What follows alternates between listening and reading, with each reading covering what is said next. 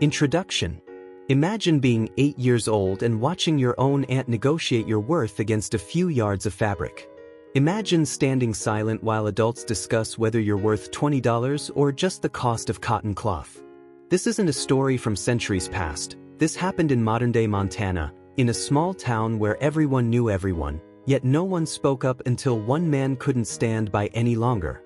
What you're about to hear will shock you, break your heart, and ultimately restore your faith in human kindness.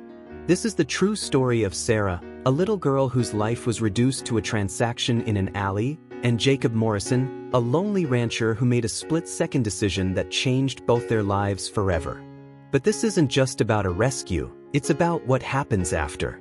How do you rebuild trust when it's been shattered so completely? How do you create a family from two people who've forgotten how to hope? And how do you teach a child that she's worth more than the price someone put on her head? Over the next 4 chapters, you'll witness an extraordinary journey of healing, hope, and the kind of love that doesn't ask for anything in return. You'll see how sometimes the most broken people find each other exactly when they need to, and how from the scraps of their damaged lives, they can weave something beautiful and whole. This story will stay with you long after it ends. It will make you believe in second chances and the power of unconditional love. But most importantly, it will remind you that every child deserves to be chosen, not sold. If stories like this touch your heart, tales of resilience, redemption, and the families we choose for ourselves, then you've found your home here. Hit that subscribe button because we share powerful, real-life stories that matter every single week. Give this video a like if you believe every child deserves love and safety, and drop a comment below telling us about a time someone showed you unexpected kindness. Your engagement helps us reach more people who need to hear stories of hope. Now, let's begin with a cold October day in Millfield, Montana, where 3 people stood in an alley, and only one of them saw a child instead of a burden. The autumn wind carried the scent of dying leaves across Millfield's main street, where weathered storefronts stood like tired sentinels against the Montana sky. Jacob Morrison pulled his worn leather jacket tighter as he stepped out of Henderson's General Store, a small bag of supplies tucked under his arm. At 42, he'd grown accustomed to these monthly trips into town, quick, efficient, with minimal human interaction. The Silver Creek Ranch had been his sanctuary for 15 years, a place where the only conversations required were with cattle and horses. The raised voices from the alley beside Murphy's fabric shop made him pause. Jacob had learned long ago to mind his own business in a town where everyone knew everyone else's troubles, but something in the tone, desperate, pleading, made his boots stop moving. "She's just another mouth to feed, Ruth. You know I can't afford her anymore." The woman's voice was sharp, cutting through the crisp October air like a rusty blade. "Now, Helen, you sure about this? She's your brother's child." Ruth Murphy's voice carried the weight of someone who'd seen too much hardship in her 67 years running the fabric shop. Jacob found himself edging closer to the alley's mouth, his conscience warring with his desire to stay invisible. Through the gap between buildings, he could see 3 figures: Ruth Murphy with her silver hair pulled into a practical bun, a thin woman in a faded blue dress he recognized as Helen Crawford, and between them, a small girl with tangled brown hair that caught the weak sunlight. "Don't matter whose child she is," Helen snapped, her grip tightening on the girl's thin shoulder. "James is dead, and his wife ran off 2 years back. I've done my Christian duty, but I got my own problems. That fabric there," she pointed to a bundle of blue cotton print in Ruth's arms, "that'll make 3 dresses I can sell. The girl's worth at least that much to someone." The child, Sarah, Jacob remembered her name now, stood silent, her dark eyes fixed on the dusty ground. She wore a dress that had seen better days, the hem frayed and the sleeves too short for her growing frame. Her shoes were held together with what looked like electrical tape. "Helen Crawford, you can't be serious about this." Ruth's voice had grown stern. "This is a child we're talking about, not livestock. Times are hard, Ruth. You know that better than anyone." Helen's voice carried a bitter edge.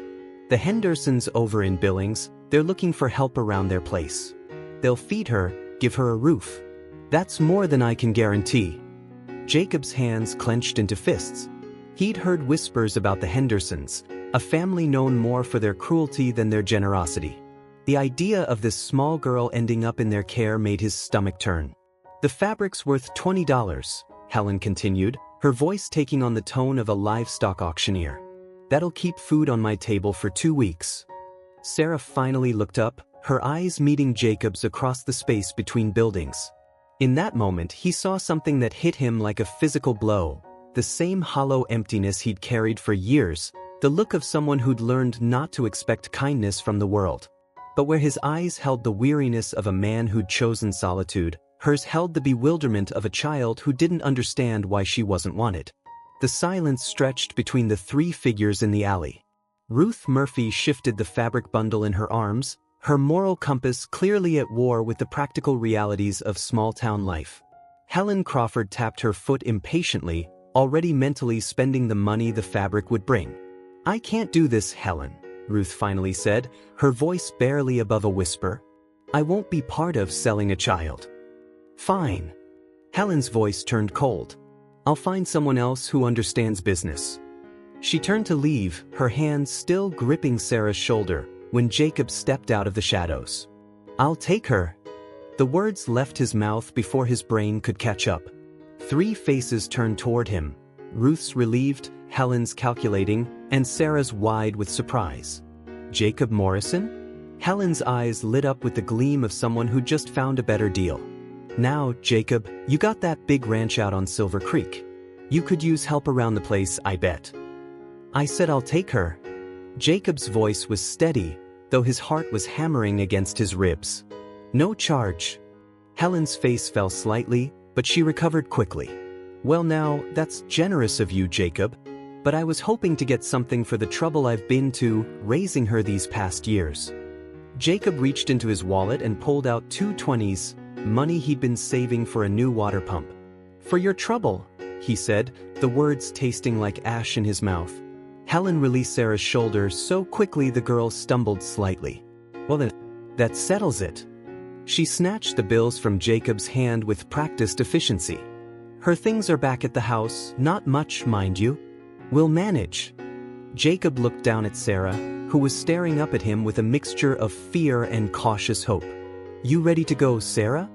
She nodded silently, her small hand reaching out hesitantly before falling back to her side. Ruth Murphy stepped forward, pressing the bundle of blue fabric into Jacob's arms. "Take this too," she said quietly. "Every girl needs a new dress." As they walked toward his truck, Sarah's footsteps barely audible on the sidewalk beside him, Jacob wondered what the hell he'd just done. He'd built his life around solitude, around the careful avoidance of the kind of pain that came with caring about people. Now he had an 8-year-old girl who'd just been sold like commodity walking beside him, trusting him with the kind of blind faith that could destroy them both. The truck's engine turned over with a reluctant growl, and as they pulled away from Millfield's main street, Jacob caught Sarah's reflection in the passenger window. She was watching the town disappear behind them, her small face pressed against the glass, and he realized that neither of them had any idea what came next. The Silver Creek Ranch stretched out before them as they turned onto the dirt road that led home, its fields golden in the late afternoon sun. For the first time in 15 years, Jacob wasn't returning to his sanctuary alone. The weight of that responsibility settled on his shoulders like a yoke, heavy and unfamiliar, as the truck carried them toward an uncertain future where 2 broken souls would have to learn whether healing was possible when you'd forgotten how to trust. The silence in the truck had stretched for 23 miles, broken only by the rumble of the engine and the occasional creak of worn suspension as they navigated the washboard road to Silver Creek Ranch. Jacob kept stealing glances at Sarah, who sat rigid in the passenger seat, her small hands folded tightly in her lap. The bundle of blue fabric Ruth Murphy had given them lay between them like a promise neither of them knew how to keep. "You hungry?" Jacob finally asked as the ranch house came into view, its white clapboard siding weathered but solid against the backdrop of rolling Montana hills. Sarah shook her head quickly, though he caught the way her eyes darted toward him and then away, as if she was testing whether this was a trick question. "Well, I am," he lied smoothly, pulling the truck up beside the wraparound porch. "How about we see what we can rustle up?" The ranch house had been built in 1952 by Jacob's grandfather, designed for a family that had never materialized. 3 bedrooms, 2 bathrooms, a kitchen big enough for Sunday dinners that never happened, and a living room that echoed with 15 years of solitary existence. As Jacob opened the front door, he tried to see it through Sarah's eyes, clean but sparse, functional but cold. The walls held no family photographs, no children's drawings, no evidence that anyone had ever called this place home rather than simply shelter. "This is it," he said, setting his hat on the hook by the door. "Your room will be upstairs. Second door on the right, it's got a good view of the pasture." Sarah followed him through the house like a shadow, her worn sneakers silent on the hardwood floors. When they reached the kitchen, she positioned herself near the door, as if calculating escape routes. Jacob opened the refrigerator and studied its contents with new eyes. Leftover chili from 3 days ago, a half-empty carton of milk that might or might not still be good, some cheese that had seen better days. Bachelor food. Nothing an 8-year-old girl should have to survive on. "Tell you what," he said, closing the refrigerator with more force than necessary. "Let's head into town tomorrow, stock up on some proper groceries. Tonight, we'll make do with what we have." He managed to assemble a meal of sorts: scrambled eggs, toast that was only slightly stale, and juice from a can he'd forgotten he owned. Sarah ate mechanically, her eyes never leaving her plate, as if the simple act of consuming food required her complete attention. "Sarah," Jacob said gently, setting down his fork, "I want you to know something. This isn't temporary. You're not going anywhere unless you want to." Her dark eyes lifted to meet his for the first time since they'd left town. "Aunt Helen said that too, when I first came to live with her." The quiet statement hit Jacob like a physical blow. Of course she had trust issues. Of course she expected to be abandoned again. He searched for words that might reassure her, but came up empty. Promises were just words until they were proven with time. After dinner, he showed her to her room, a space that had served as his office for the past decade. He'd hastily moved his desk and filing cabinet to the spare room that afternoon, leaving behind only a single bed, a dresser, and walls painted a neutral beige that suddenly seemed cold and unwelcoming. "We'll need to get you some things," he said, standing awkwardly in the doorway. "Clothes that fit, maybe some books? Do you like to read?" Sarah shrugged, a gesture he was beginning to recognize as her default response to questions about her preferences. "Well, we'll figure it out as we go." He handed her the bundle of blue fabric. "Ruth Murphy wanted you to have this. Maybe we can find someone in town who knows about sewing." That night, Jacob lay awake staring at the ceiling, hyper-aware of the presence of another human being in his house. Every creak of the old building made him wonder if Sarah was awake too, if she was scared, if she needed something he didn't know how to provide. At 2 a.m., he heard the soft padding of feet in the hallway and the gentle closing of the bathroom door. Normal sounds, he told himself. The sounds of a house that was finally, tentatively, becoming a home. The next morning brought the first real test of their new arrangement. Jacob woke at 5:30, as he had every day for 15 years, and went through his usual routine: coffee, check on the cattle, start the morning chores. It wasn't until he was halfway to the barn that he remembered Sarah. He found her in the kitchen, standing uncertainly by the window, still wearing the same clothes from yesterday. "Morning," he said, suddenly aware that his coffee breath and stubbled jaw probably made him look more intimidating than reassuring. "You sleep okay?" Another shrug, but this time she volunteered, "The bed's soft." It was such a simple statement, but something in the way she said it, with wonder, as if soft beds were a luxury she'd forgotten existed, made Jacob's chest tighten. "Good. That's good." He poured himself a cup of coffee, then paused. "You drink coffee?" "No, sir." "Orange juice? Milk? Whatever you have is fine." There it was again, that careful politeness, the desperate desire not to be a burden. Jacob had seen it before in rescue animals, that wariness born from too many disappointments. They drove into Millfield that morning for groceries, Sarah sitting quietly beside him as he navigated the familiar streets. At Henderson's General Store, she stayed close to his side, her eyes wide as they filled a cart with more food than Jacob typically bought in a month. Cereal, milk, fresh fruit, sandwich fixings, frozen pizza, foods that a child might actually want to eat. "Pick out something you like," he told her in the cereal aisle, gesturing to the colorful boxes. Sarah stared at the options for a long moment, then pointed tentatively at a box of cornflakes. You sure? What about this one? He picked up a box covered with cartoon characters and sugar-frosted loops. Aunt Helen said sugar cereal was wasteful, Sarah said quietly. Jacob grabbed the cartoon box and put it in the cart alongside the cornflakes. Well, around here, we believe in options. The ghost of a smile flickered across Sarah's face before disappearing. At Murphy's fabric shop, Ruth Murphy greeted them with genuine warmth and a shrewd assessment of their situation. You two settling in all right? She asked, her eyes taking in Sarah's too small clothes and Jacob's obvious discomfort with the domestic aspects of his new responsibility. We're managing, Jacob said. Sarah here might like to learn to sew.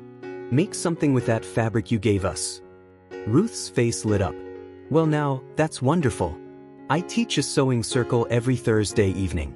Girls from around town, making their own clothes and such. Sarah would be very welcome. Sarah looked up at Jacob questioningly, as if she needed permission to want something. What do you think? He asked her. Sound like something you'd enjoy? The nod was small but definite, the first clear expression of desire she'd shown since arriving at the ranch. Then it's settled, Ruth said. This Thursday, 6 o'clock. I'll have everything she needs to get started. As they loaded their groceries into the truck, Jacob caught Sarah looking back at the fabric shop, her expression thoughtful. Something on your mind? He asked. She seems nice, Sarah said quietly. Mrs. Murphy. She is. One of the good ones. Are there bad ones? The question was so direct, so adult in its implications, that Jacob had to stop what he was doing and really look at her. This child had learned too young that not all adults could be trusted, that kindness often came with conditions. Yeah, he said honestly. There are. But there are good ones too. The trick is learning to tell the difference. How do you know which is which? Jacob considered this as he secured the grocery bags in the truck bed. I guess you watch how they treat people who can't do anything for them. How they behave when they think no one's looking. And sometimes, you just have to trust your gut.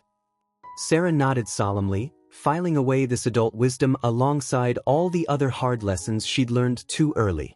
That evening, as Jacob watched her carefully fold the blue fabric and place it on her dresser like a treasure, he realized that somehow, in the span of 24 hours, the careful isolation he'd built around himself had developed its first crack. It was terrifying and oddly hopeful all at once, this small person who was beginning to trust him with her fragile faith in tomorrow. Thursday evening arrived with the first real cold snap of the season, and Jacob found himself doing something he hadn't done in years, worrying about someone else's comfort. He'd spent the better part of the week watching Sarah navigate their new routine with the careful precision of someone who'd learned that drawing attention to yourself was dangerous. She ate what he put in front of her without complaint, helped with small chores around the ranch without being asked, and answered his questions with polite brevity that revealed nothing about who she really was beneath the survival instincts. You sure you want to go to this sewing circle? Jacob asked as they drove toward town, the heater in the truck working overtime against the October chill. Sarah clutched the bundle of blue fabric in her lap, her knuckles white against the brown paper Ruth Murphy had wrapped it in. Yes, sir. You don't have to call me sir, Sarah. Jacob's fine. She nodded but didn't repeat his name, and he suspected she'd continue with the formal address until she felt safe enough to do otherwise. Trust, he was learning, had to be earned in increments with someone who'd been disappointed too many times. Murphy's fabric shop glowed with warm light against the early darkness, and through the windows, Jacob could see several women and girls gathered around a large table. His stomach clenched with unexpected anxiety. What if Sarah didn't fit in? What if the other children were unkind? What if she clammed up completely and sat silent for the entire evening? I'll pick you up at 8, he said, walking her to the door. If you want to leave early, you tell Mrs. Murphy to call the ranch, okay? Sarah nodded and disappeared into the shop, the bell above the door chiming her entrance. Jacob stood on the sidewalk for a moment, feeling oddly bereft. In the space of a week, this child had somehow become the center around which his days revolved, and the 2 hours stretching ahead felt strangely empty. Inside Murphy's fabric shop, Sarah found herself in unfamiliar territory. The space buzzed with gentle conversation and the soft sounds of scissors cutting through fabric. 5 other girls were already seated around the large cutting table, ranging in age from about 10 to 16. Ruth Murphy introduced her with practiced warmth. "Everyone, this is Sarah. She's new to our community and interested in learning to sew." The introductions blurred together: Emma, whose mother owned the diner; Katie and Melissa, sisters who lived on a farm outside town; Rebecca, whose father ran the hardware store; and Amy, a high school student who'd been coming to Sewing Circle since she was Sarah's age. They welcomed her with the easy acceptance of children, making space at the table and sharing their supplies without question. "What are you planning to make?" Emma asked, eyeing the blue fabric bundle with interest. "A dress, I think," Sarah said quietly. "Mrs. Murphy said she'd help me figure out the pattern."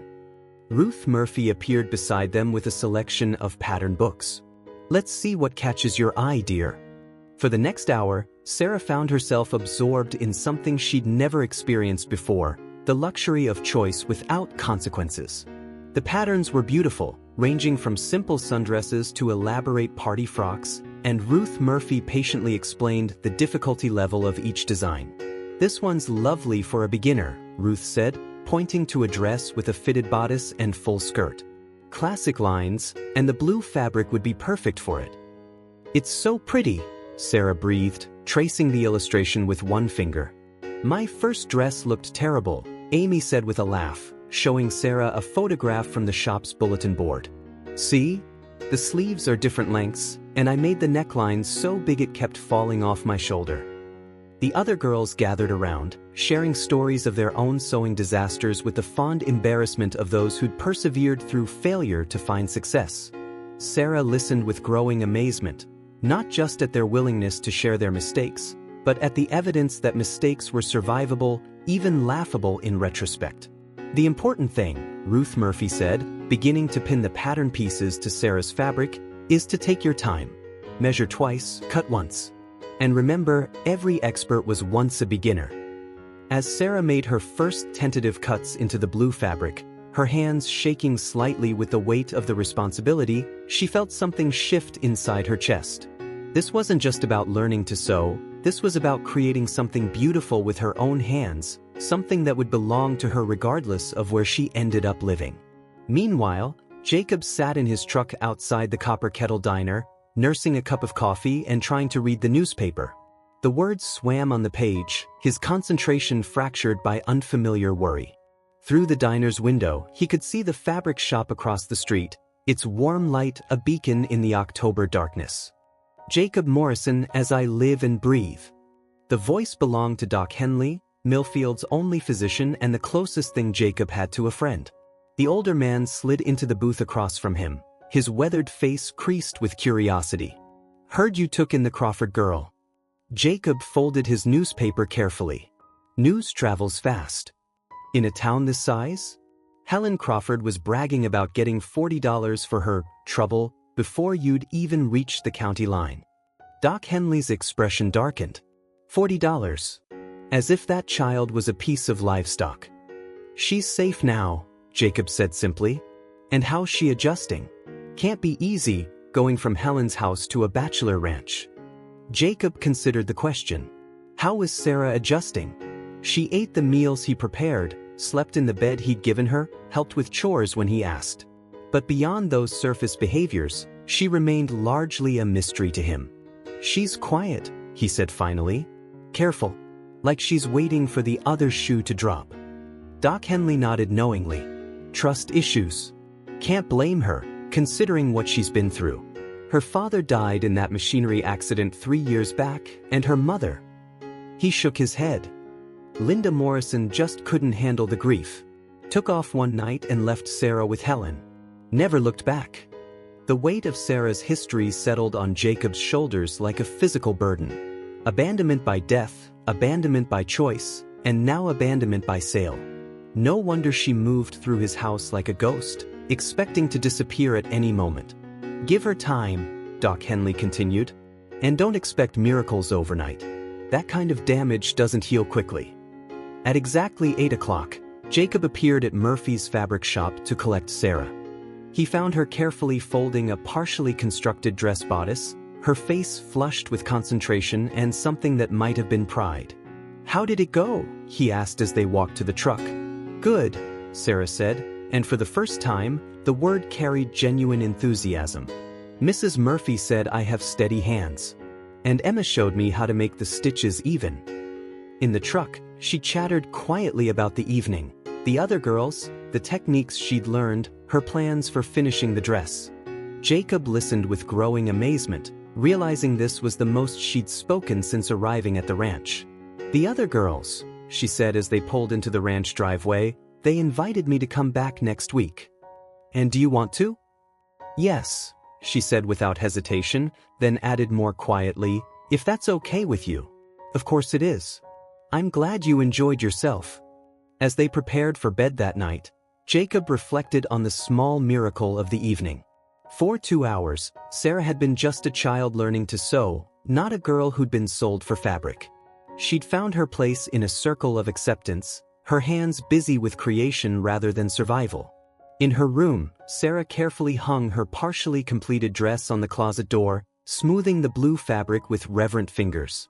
For the first time since her father's death, she was making something that was entirely her own, not a hand-me-down, not a charity gift, but something she was creating through her own skill and effort. The realization brought with it a tiny spark of hope, fragile as a candle flame but steady enough to chase back some of the darkness that had lived in her chest for so long.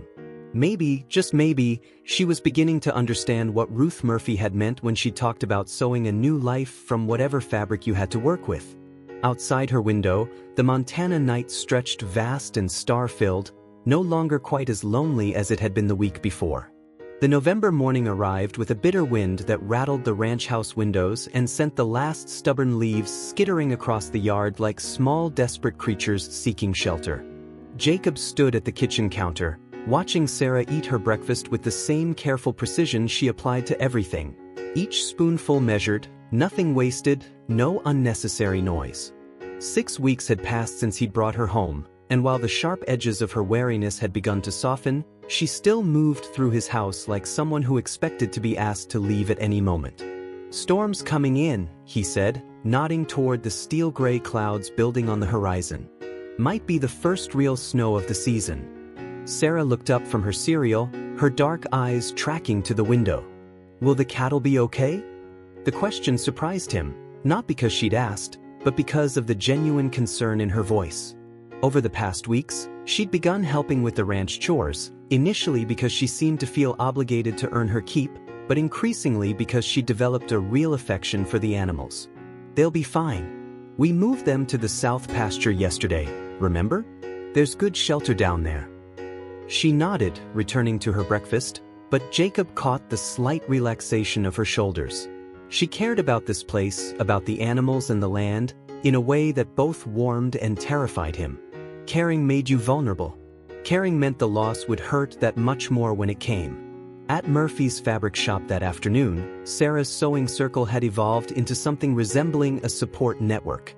Ruth Murphy watched with quiet satisfaction as the 8-year-old who'd arrived 6 weeks ago with hollow eyes and careful silence now laughed at Amy's stories and offered suggestions to Emma about her current project. "Sarah, dear, would you mind helping Katie with her buttonholes?" Ruth asked, observing the way Sarah's natural precision had made her the group's go-to expert on detailed work. Sarah moved to Katie's side, her blue dress, now completed and perfectly fitted, rustling softly with the movement. She'd worn it every Thursday to Sewing Circle, treating it like armor against the world's unpredictability. In it, she wasn't the girl who'd been sold for fabric, she was someone who could create beautiful things with her own hands. "The secret is to go slow," Sarah explained to Katie, demonstrating the buttonhole stitch with patient precision. "Mrs. Murphy says rushing always shows in the finished work." Ruth Murphy smiled from across the room. In teaching Sarah to sew, she'd inadvertently taught her something more valuable, that with patience and care, even damaged things could be made whole again.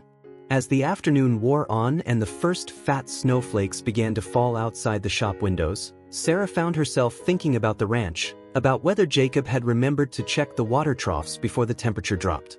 It was a strange feeling, this worry for someone else's well-being, as foreign to her as the concept of permanence had once been. Meanwhile, Jacob was indeed checking the water systems, his mind only half on the task. The other half was consumed with a conversation he'd had with Doc Henley the previous week, words that had been circling in his head like vultures ever since. "You thinking about making this official?" Doc had asked over coffee at the Copper Kettle. "Official? Adoption, Jacob. Legal guardianship at the very least. Right now, Sarah's still technically Helen Crawford's responsibility. What happens if Helen changes her mind? What happens if some social worker decides a single man on a remote ranch isn't a suitable guardian for a young girl?"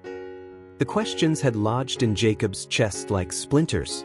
He'd been so focused on the day-to-day reality of caring for Sarah that he'd ignored the legal vulnerabilities of their situation. But more than that, the word adoption had forced him to confront feelings he'd been carefully avoiding. Somewhere in the past 6 weeks, Sarah had stopped being a responsibility and become something else entirely. She was the reason he bought different groceries, the reason he found himself humming while doing chores, the reason his house had begun to feel less like a retreat and more like a home.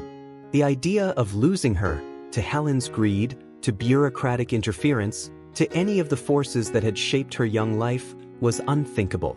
When he picked her up from Sewing Circle that evening, the snow was falling in earnest, coating the world in pristine white that made everything look new and full of possibility. "It's beautiful," Sarah breathed, pressing her face to the truck window as they drove home. "First snow always is," Jacob agreed. "By February you'll be sick of it." "February," she repeated quietly, as if testing the word for permanence. That evening, as they sat in the living room, Sarah working on a new sewing project, Jacob pretending to read while actually watching her, he made a decision that had been building for weeks. "Sarah," he said, setting down his book, "we need to talk about some things." Her hands stilled on her fabric, and he saw the familiar wariness creep back into her posture. In her experience, "we need to talk," was usually followed by bad news.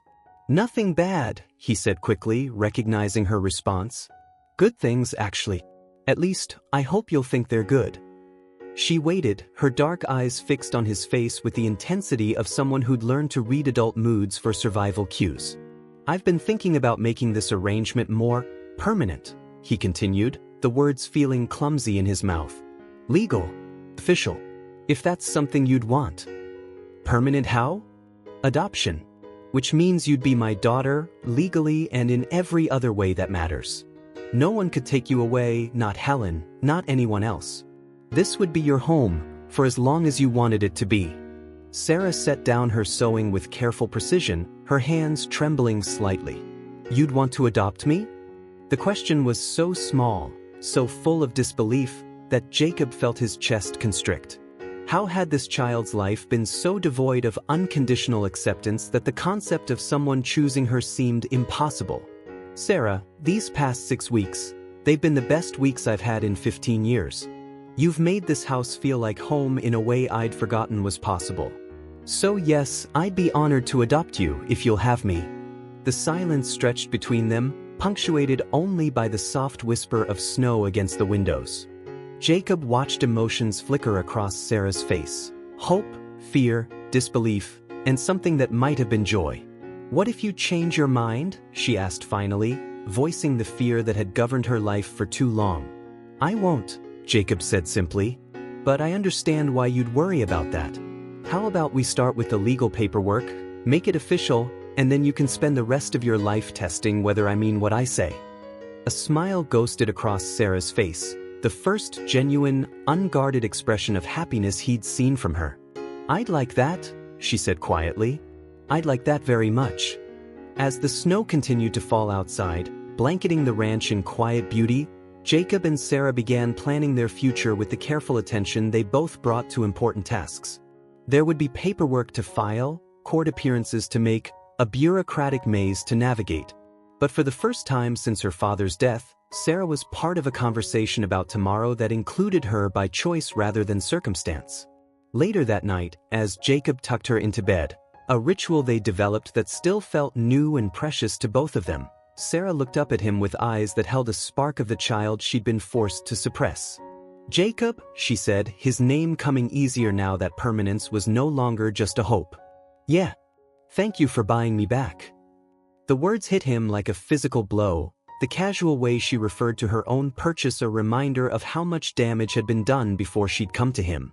But alongside the anger was something else, gratitude for the chance to show her that not all adults saw children as commodities, that love could exist without conditions or price tags.